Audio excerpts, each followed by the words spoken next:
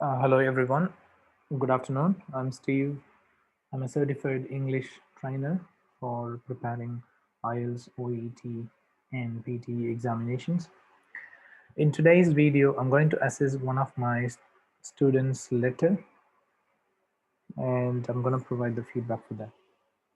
Let's go through the letter now. 15 November, 2009.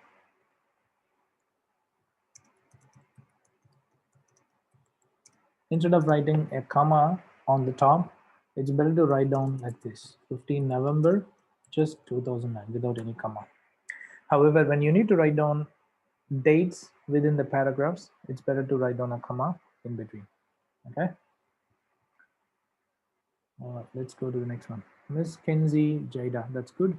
Head nurse, Royal Perth Nursing Agency, 6 Selby Street, Shenton Park, Western Australia, 6008. Instead of writing just head nurse, it's better to write down the head nurse. Okay, the head nurse. All right, and the zip code doesn't need to be mentioned in a separate line. You can go with Western Australia itself. So 60092 could have been moved to the previous line. So we can have like Western Australia and then 6008 together.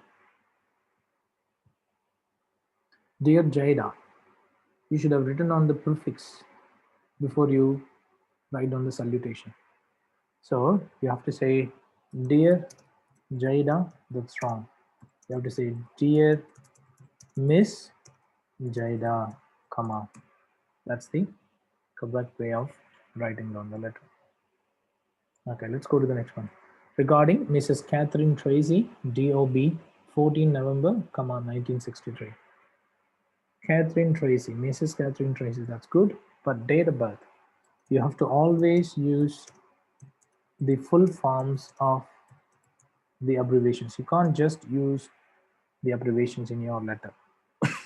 Sorry, because the letter is 100% formal. As a result, you cannot use the abbreviations in your letter. I'm writing to refer Mrs. Tracy, who was diagnosed with the spinal cord fracture. There's a full stop. That's good. This sentence is good. She requires a nursing assistance. You can't use a nursing assistance. It's wrong. I don't know what she wanted to write down. Let's say a nursing assistance is wrong. If she wants, the assistance, which is the name of a service, then she can say nursing assistance. That's fine. Otherwise, if she needs an assistant, a person who is going to be the nursing assistant, then she needs to write down like this: nursing assistant.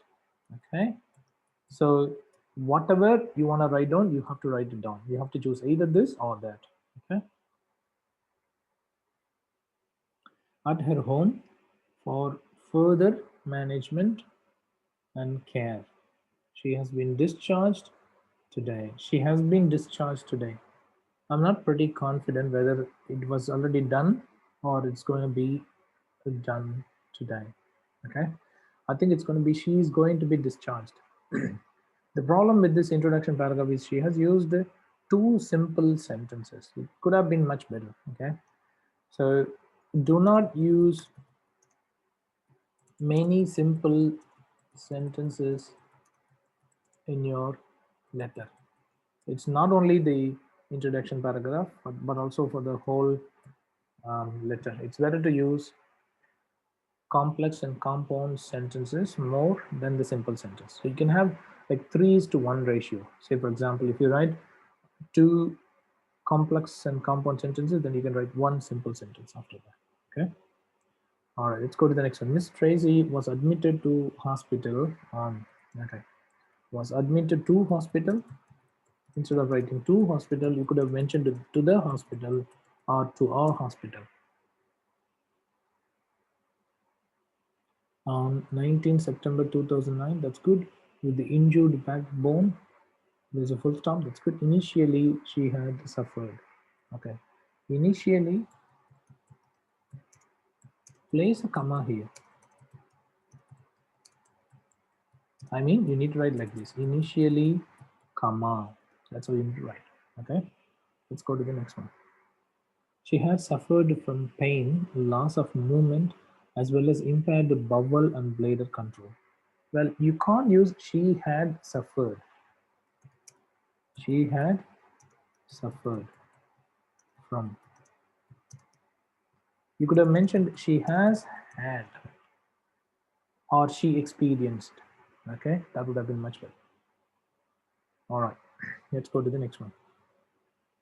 Moreover, she had difficulty while walking, but has had none since November 2009.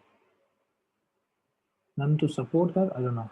She had difficulty, okay, in walking. Moreover is an informal connecting phrase. It can be used in speaking section, but definitely not in the writing. So moreover needs to be avoided, and it needs to be replace it with also. You can use also, comma. All right, that could have been much better. She had difficulty while walking, but has had none since the 15 November 2009. Okay, so what she said, she had, instead of having had, she has had.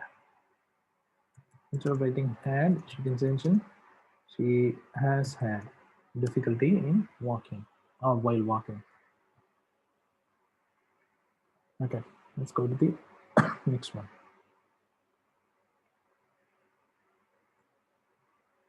She had none. Let's say none, or she has got no one to support her. Okay, no one to support her for walking. All right. Currently, she is stable and walks with the help of her daughter. Currently, she is stable. Okay, let's see. Currently is going to be like this. It should have a comma. Okay. All right, let's go to the next one. And walks with the help of her daughter. Okay. Currently, she is stable and walks. Okay, occasionally. So there's a spelling mistake. It's not T. Okay.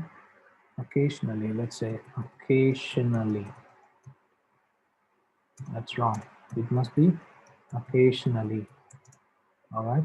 It's OCCASIONALLY. And then there must be a comma. She didn't place a comma here.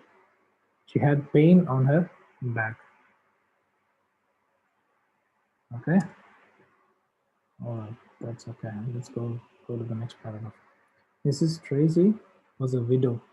Is it was a widow or is a widow? It's not was a widow. It is a widow. Like she is a widow. Was a widow. Is a widow. Was means she was a widow, but now she is married. That's what this means. Okay. And she lives with her daughter. She has a history of hypertension since 1992 and diabetes mellitus for the last 1 year.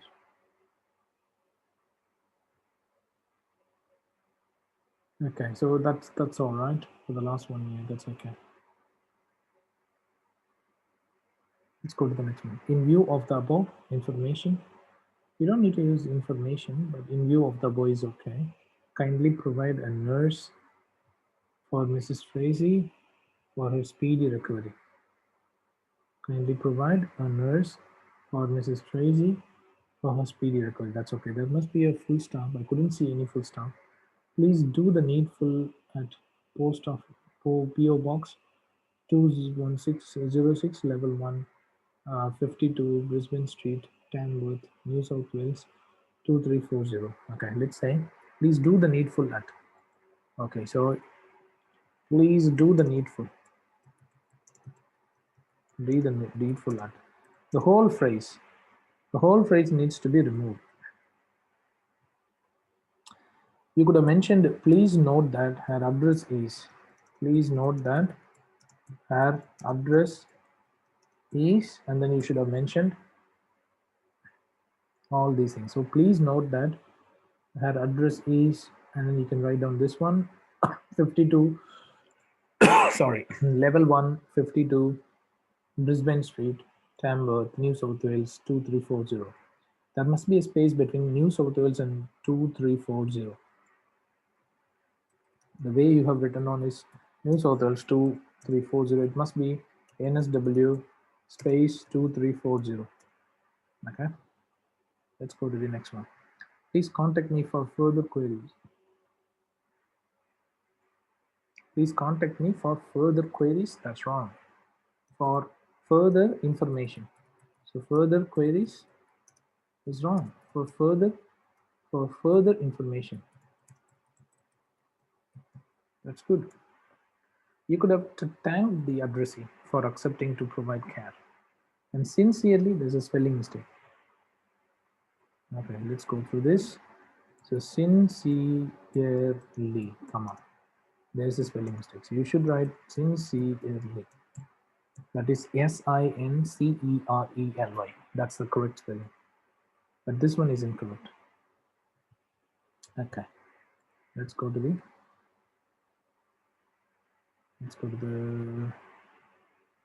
assessment of this letter. Okay.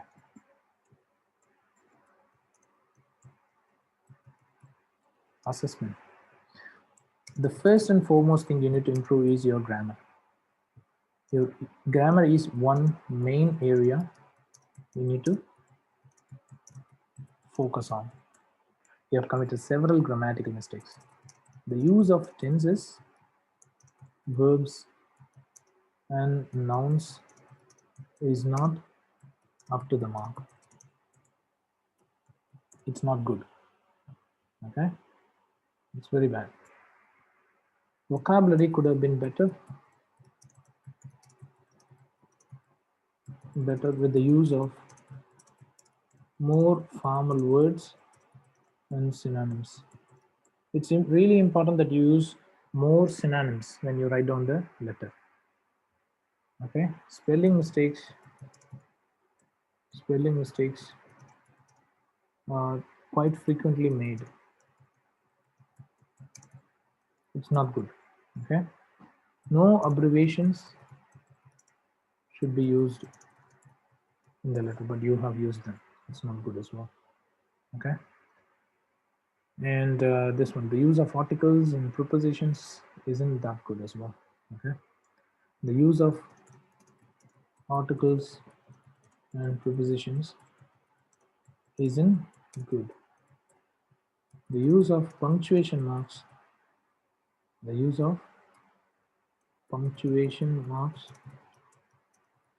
needs to be improved. The organization of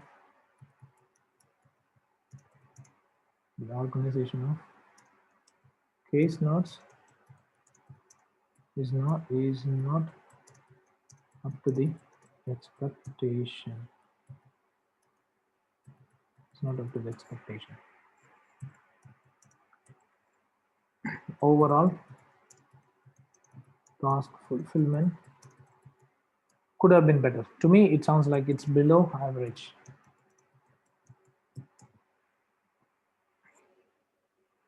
Connectivity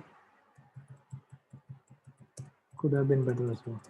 I mean, she should have used more connecting phrases in order to achieve better connectivity between the paragraphs and the sentences. Expected score.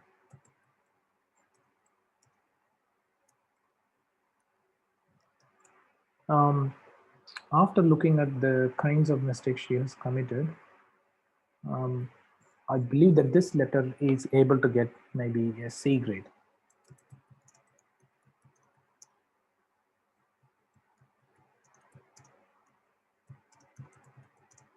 So she may be able to get 250 out of 500.